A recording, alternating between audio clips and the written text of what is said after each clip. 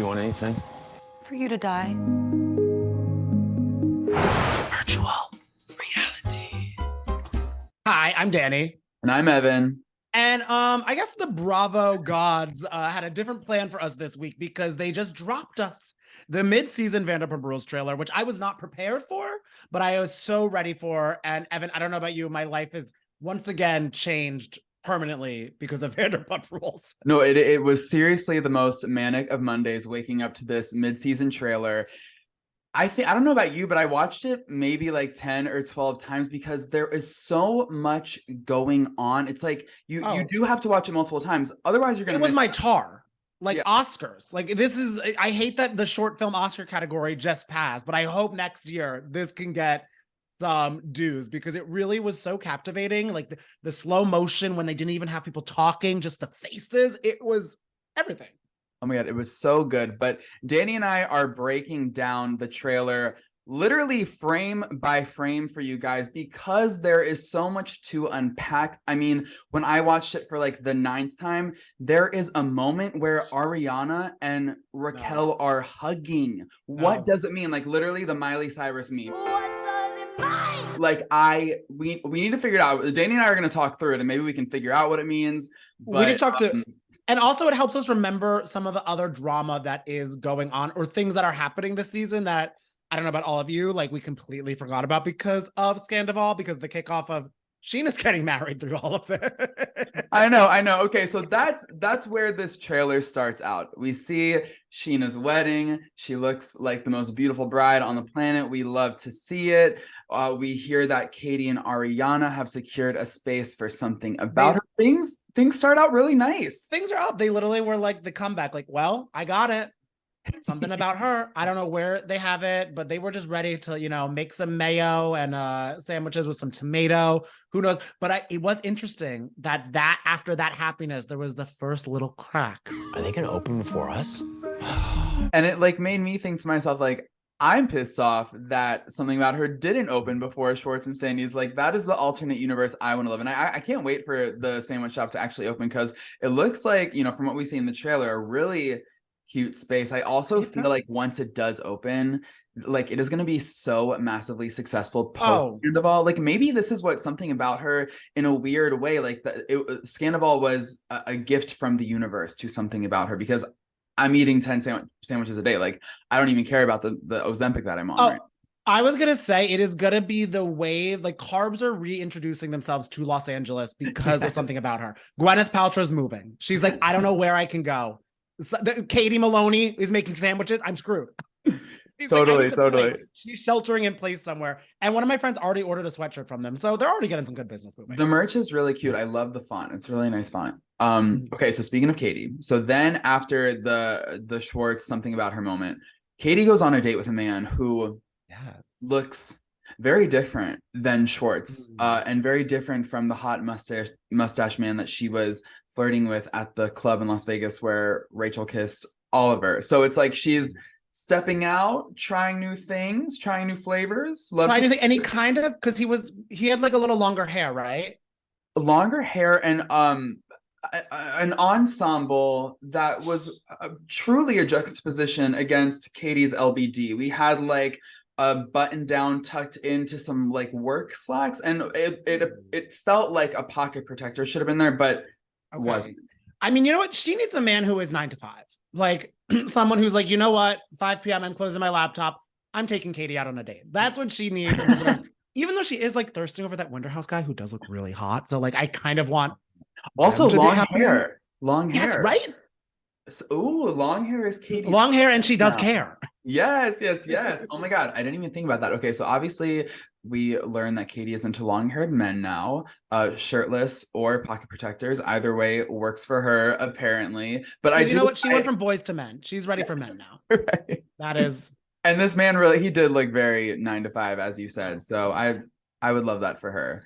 Okay, so then all of a sudden we get to Sandoval kissing Ariana in bed, and this was just so chilling. You were mentioning the slow-mo, Danny. We had this like slow-mo cinematic shot, like it's kind of giving EGOT. Like it gave me It gave me lots of feelings, definitely chills. I was It's like oh the my God. true crime documentary when they're like, everything was so perfect, ... until, and then it's like, and like the lighting changes and everything like that. And you're like, what is about to happen? Oh, it's gonna rock the world forever. And yeah, and okay, so then next up we have this The kiss. interaction. The kiss, like cherry on top of when the mid-season changes. I was the OG home wrecking whore of this group, and then came Lala, and now here you are. I don't know if you like peeped the newsboy cap that Rachel was wearing, but it kind of, to me, felt like a foreshadowing of the Scandoval news cycle. It was like, I know I'm gonna be in the news soon for being a home wrecker, so I'm gonna wear my little newsboy cap. What's the opposite? I don't know. Is the opposite of foreshadowing post shadowing, like reverse shadowing? Because it made me think, oh, she still doesn't have enough money to hire a stylist. Because I don't know why she is so committed to these hats. Even when Bernie was interviewing her at the premiere, she was like, the minute you walk in the joint, like she literally is kind of like regional theater, which I'm sure is going to be on her docket in the upcoming years, where she's just like, hey, big spender, or like, I don't even know what she's doing. She's giving more Oklahoma. Yeah, definitely. Yeah, she's entering her regional theater era for sure. We see her next in the trailer kissing Schwartz without her newsboy cap, of course. Like a little table for two. Yeah, it looked kind of like date vibes, or maybe this was during the wedding weekend. It kind of felt like the timing and the pace of the trailer was a little all over the place. Like it was Blair Witch. Yeah. We're going through the trailer chronologically, but I don't think the editors were going through the footage chronologically. And we also have to say, pour a little out for the production company that had to like whip this. They had it probably all finished a few months ago, and they're like, okay, well, cancel my plans. Like they had to burn some midnight oil to get this going. So I understand how it is all over the place a little bit. Oh no, they did a fantastic job though, because like I am just on the edge of my seat. On the edge, and also because this story's all over the place. Totally. And like it was just packaged so beautifully. So Schwartz and Rachel, they kiss at their little table for two, possibly at Scheana's wedding, maybe somewhere in West Hollywood. We're not really sure. But then Katie calls her out. This is my husband. We're not divorced yet. This is my husband. She says it very sternly. You know, I think that the divorce was finalized in October. This was probably filmed sometime in the summer. So, so that's a few months before. Yeah. Wait till the paperwork is filed. Okay. That's why Google Calendar has reminders. Yeah. Exactly. Remind me to make out with Schwartz in 5 months. Like, it's almost like when we said Ashley Darby set the reminder to divorce Michael in 6 years. Didn't work in her favor. Raquel's notification's not working in hers either. So then she's called out for kissing Oliver. So we see her leaning into her home wrecking era. And I forget who. Aiming like a wrecking ball. What does it mean? Someone reminds Raquel that Oliver is married with kids. Yes. So again, we see her sort of infiltrating these relationships with. She's beginning these I don't know, not relationships, but flirtations. Yeah, it's like these like situationships with men who still are like somewhat tied down. So which Katie even said last week on the episode, before any of this came out, that Raquel seemingly only is interested in people who are dating her friends, married to her friends, or are in relationships. Katie's like, I like guys with long hair. Rachel's like, I like guys who are wifed up. She's like, because I know they can commit. Yeah, right. So then we finally see our first glimpse of Raquel and Sandoval together in an intimate setting. So they're swimming together. And I don't know, swimming together, to me, that feels like, I don't know, like you're like naked-ish, you're exposed. I mean, they were close together. That's true. The faces were tight, you know, like they fit together very nicely in that frame. They were swim class in it. Yeah. And we don't know what was going on underneath the water. Oh, maybe there's a shark in the water. Okay. Yeah. Yeah. You never know. That was like my first like jump scare of the trailer, because it was the first time that we saw them together. And I think she's been making some interesting fashion choices actually, because I think like she had some like really like, it was nighttime and she was wearing her sunglasses at night. She wears her sunglasses and like in the pool, like at night, like that was interesting now that I think about it. I think we got to like look back. She was probably to avoid like the darting eyes going on in her head. Like I think she was big on just like having things to avoid the lies that were encompassing her life. Then we see James saying, he wants to F the S out of Raquel. He wants to the out of Raquel. But who is he? Is it Schwartz? Is it Sandoval? That's what I can't wait to figure out, because then Allie, she's in the room, James's girlfriend, and she walks away. She's like, "You're sick" or something. Like she says something and like storms off. Margaret Josephs, you're sick. Yes. What could have activated Allie? What do you think could have activated Allie more? Raquel and Sandoval or Raquel and Schwartz? Why would that set her off like that? Or maybe is this just... I wonder if she was just annoyed because James is so like obsessively talking about Raquel still, and she's probably like, why do you care who Raquel is getting down with, playing footsies with the pool? Yeah. I'm right here. Hi. Right. And then he's like, okay, Allie, no, I want to talk about Raquel and also talk about Raquel to Lala. Like, it's just a lot for Allie, I think. Oh my God. Yeah. So then we have this scene of Lala and James talking together, and he's talking about trying to propose to Allie. Should I ask Allie to marry me? I'm so done. Who? What? No. Dude, like, how did we get here? And then that seems to upset Lala. She's like, I can't with you. And then like walks off in frustration. So there's that going on. Like amid the scandoval, there is this weird Lala, Allie, James moment. Because Lala and James have the most such a complicated relationship too, that I feel very interested. And I'm sure she also, there's a part of her is like, you've been dating this girl for 5 seconds. You're not going to propose to her. Like, what is going on here? And I mean, like, we could like think about unpacking it more, but then right then it's all cameras up for when they finish filming. I feel like so much of it, like that was like 8 or like 50 seconds of the trailer. And then the rest of it was all filmed in the last 2 weeks. And it was good. It was so good. Yeah. Like when this part of the trailer blossomed, we'll call it, like my soul blossomed as well. This is what we have all been waiting for. So we see Katie, she has this moment where she says her new favorite line. She wants to light them both on effing fire. I want to light them both on fire. But again, I'm confused. Who is both? Is it Sandoval and Rachel or Schwartz and Who's Rachel? on the fire squad? Yeah. We have to find out. And then we get this like silent montage, and it is giving cinema. It's like we've re-entered the silent film era. Yes. And have our big silent film stars telling the story. The Ariana scream, my friend was like, it's giving Khloe Kardashian Liar. And I'm like, oh yes. Oh my God, it really is, because like from how it appears, I don't know how it sounds. I can't wait to hear how it sounds. It seems like guttural, like from like the depths of her being. Like Fleischman is in trouble. That scene when Claire Danes just screams it all out of her. Ariana was releasing herself out of all of this, which is beautiful and heartbreaking to see. It was a metamorphosis. Totally. And that, like, so there's like some interesting things that happened during this like silent film era montage. So we see Sandoval crying. I mean, about what you did. I care as much about that as when he was like, we only have sex 4 times a year. I don't, shut the fuck up. Just shut up. I know, like, what? Like that. Yes, we're gonna get back into that, but just going through like the silent film era moments. Sandoval's crying. Ariana's walking topless into a pool. She looks amazing. She looks so good. I'm like, yes, like it's so. She looked really, God is really a woman. Good. Yeah, yes, and her name is Ariana, 100%. Then we see a bearded man yelling at Schwartz. I don't know who this bearded man is, but I want to know why he's yelling at Schwartz. Katie shouts, "Stop!" At one point. It's kind of like giving like Britney and You Drive Me Crazy, like, stop, you know, and then dance break. Yeah. And then we see Sandoval crying again, but this time into Schwartz's shoulder. This is probably when he was like, thank you, man, for covering up for me. I really appreciate you. You're my dude. Like, let's go make like more Aperol beer spritzes. Like, you get me.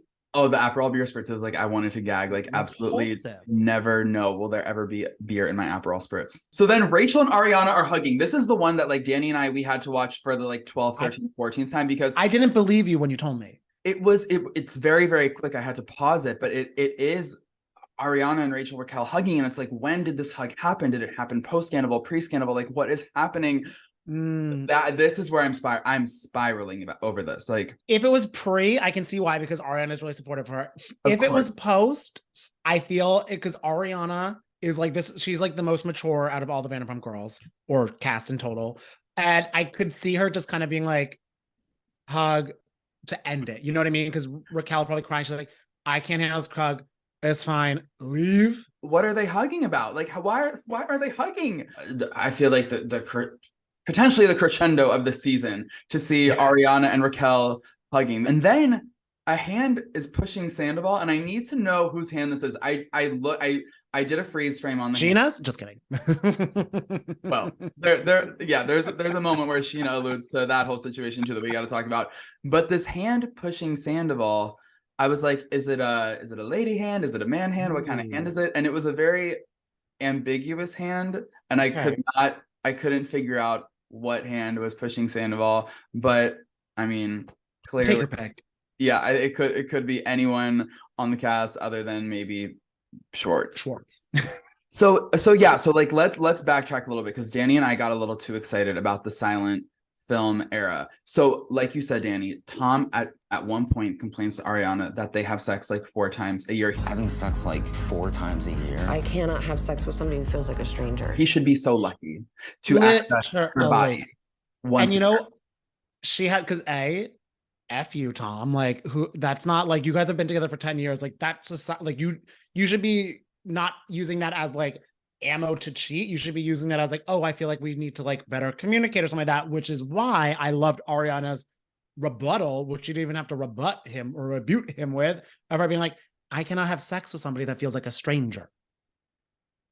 So that makes me think, there's lots of questions going on in my head right now.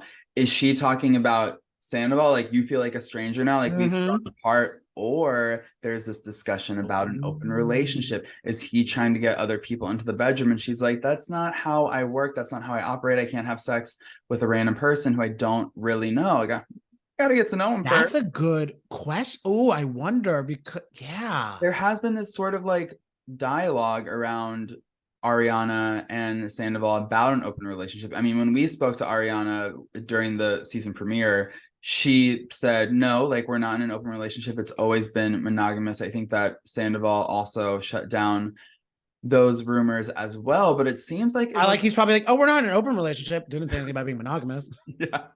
Yeah, exactly. Right. That part. So we have that, but there is a glimpse of Ariana in the pool with this hot guy. I don't know who this hot guy is.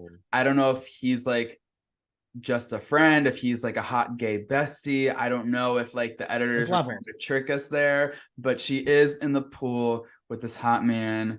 And it seems like it's the same night she decided to take off the top. Oh, okay. This is going to be a fun episode. I'm glad they have some fun before their lives completely derail. Right. Yeah. I can't wait to see what that is about. To your thing, though, about it maybe being about open relationships, I was so confused when Schwartz randomly said that open relationships are tough. Like, open relationships are tough. I don't think him and Katie were ever in one. Like, who's he talking to about being in one? How do you know, Tom Schwartz, that open relationships are tough? Please tell me about your experience. I really would love to know. Please don't Robin Dixon us. Don't make us wait for a Patreon episode. Do it in scene on the show and tell us about the open relationship you had. Please let us know, and stop letting, because the blogs are blogging about a Joe, and Katie is commenting about a Joe. So I think all of us would like to know about Joe and etc. Yeah, he's got some splaining to do for sure, Tom Schwartz. And I want to know where he fit in this like open relationship experience in his like 12+ year relationship with Katie. That's true. And it's the mess of this reunion. I cannot wait for it. Oh my God, I know. Well, speaking of messes at the reunion, we have that whole Scheana and Raquel restraining order thing to figure out. And Scheana seemingly addresses the heated confrontation that she and Raquel had in New York City in the trailer. She says, like, very tearfully, like, I was just so, like, there was so much rage in me. And that kind of makes sense because she's been so ride or die for Ariana for so many years. Like, it was like VP and president on the run. They were like, she was really gunning for her to have her spot, to justify her, to defend her. But then no one has been better to Scheana than Ariana, and Scheana knows that. So This is not how you play that game. Totally. So yeah, I wonder how much we'll get in the show about the Scheana versus Raquel situation, because I know it's, pretty litigious. We got police reports and restraining orders and this, that, and the other. So I hope that we get a little bit of clarity. It certainly looks like we're getting Scheana's side. I don't know if we'll get Scheana's side.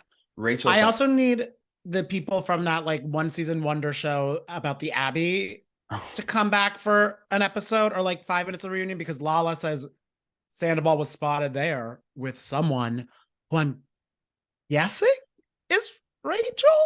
But it felt like a post Scandoval scene where he was at the Abbey with Rachel. I mean, because who else would he be there with that we would care about him being at the Abbey with? Also, I love the Abbey, and the Abbey is like certainly a moment. It just doesn't seem like the best place to like go on a date or like get the zhuzh going before a night of passionate lovemaking at Rachel's North Hollywood apartment. It seems like a weird spot for them. I will say that. And also because isn't it like right near all the Vanderpump places too? It So like, is don't you want to be a little incognito? Like, totally. Yeah, no, they're all on the same block. Tom, Sir, Pump. So yeah, that was kind of not very smart of them if that is who he went to the Abbey with. But then again, we don't look for Sandoval and Raquel Raquel for that intelligence, you know. Like, they are not curing anything. No. so then it seems like we don't really hear from Rachel too much in seemingly post Scandoval scenes. And that kind of goes with the word on the street that she's been a little hard to track down, production after Sandoval and Rachel had their, on camera kiss at her apartment. Like, it seems like she wasn't like super available to film. But makes sense. We do get this tiny little glimpse of her stating, "I don't regret our relationship. I don't regret our relationship." Obviously my mind goes to, I don't regret my relationship with Sandoval, but I feel like she could, because she's talking about it so openly, saying, I don't regret our relationship. Yeah. I feel like she's probably talking about James. I was thinking James as well. Or if she thinks her and Schwartz had more than a kiss, like if she was like saying like, I don't regret like our friendship and makeoutness, but it was given to more of a James, like maybe her to Allie. Oh yeah, I could see that. I just am so looking forward to watching Raquel and Sandoval explain themselves. Like, I want to see him squirm. It's really like, Lucy, you have some explaining to do. Like, it's like, I love Lucy, full style. And I also was going to say, like you said, she doesn't talk that much, but I think a picture sometimes is worth 1,000 words. The LVP speech where she's just like, you'll learn how to deal with your problems. You will learn how to deal with your problems. Everyone's crying their eyes out. It's literally like, oh my God, best actress, like winner, like we love you. Raquel's there smiling. I like, if you guys got to look it up on Twitter. Like, it's out there. People are noticing that when everyone is seemingly sobbing over some traumatic event, Scandoval possibly, Rachel is sitting there looking like the Grinch, like blink, blink. Hey. Like, it is so creepy. But when the pictures speak millions of words is when Ariana says anything to Sandoval in this trailer. She has, I think, like 2 lines, or like more than 2 lines, but 2 lines that really stand out to me. And I feel the same for you. Number 1, you don't deserve one effing tear of mine. You don't deserve one tear of mine. Now that is how you say your piece, then go to Mexico and live your best life. And then go to a sandwich show. 100%. Yeah, that line was so good. And then, of course, the ending line to this whole thing, Sandoval, he's like, do you want anything? He's looking into the kitchen cabinet. She goes, for you to die. You want anything? For you to die. And then the creepy music fades out. It just chills. Absolute chills. It's heartbreaking. It's beautiful. It's as Taylor Swift would say, it's sad, beautiful, tragic. It really, yes, it really is. Yeah. That is the best way to sum up this trailer for sure.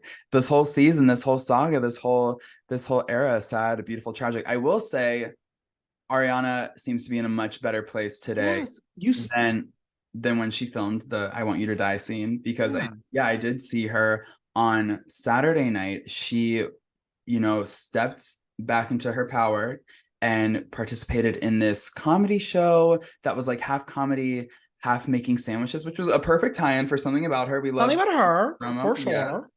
Yes, we love that. And she looked so radiant. She looked Just so beautiful. Yeah, she just honestly seemed truly, truly happy. And I was sitting pretty close to like the stage, and I was wearing a Team Ariana shirt, and she did notice me, and she like pointed me out, and she was like, "Evan, your shirt, I love." And then she like hit me with the heart hand. And it was really sweet. I was totally mortified, like very much embarrassed, because I felt like everyone in the comedy club was like looking at me. I hope they weren't. I definitely blacked out, but it was very sweet. I'm glad we had that moment, and I'm glad that she knew that I was there to just support her and revel in her post-Scandoval glow. Because it's like on the right side of her story. Yeah, exactly. On the right side of Something About Her story, 100%. You know, like that's where I want to be. Things are only going to get better for Ariana from here on out. Literally, her and Katie, I really do feel 2023 to 4 is when they just will be thriving beyond belief, and all of the ladies besides some. Yeah. Or one. Hey, you know what? Regional theater is thriving to some people, and that's what I think Raquel's going to go to. And you know what? There are no small parts, only small theaters. Exactly. So tell us what your favorite part of this trailer was, what you're most excited to see as Vanderpump Rules season 10 plays out, and let us know which show you'd like to see Rachel Raquel star in a regional theater production in Los Angeles. We'd love to hear your thoughts. Please, yes. Any casting directors, get to her via our comments.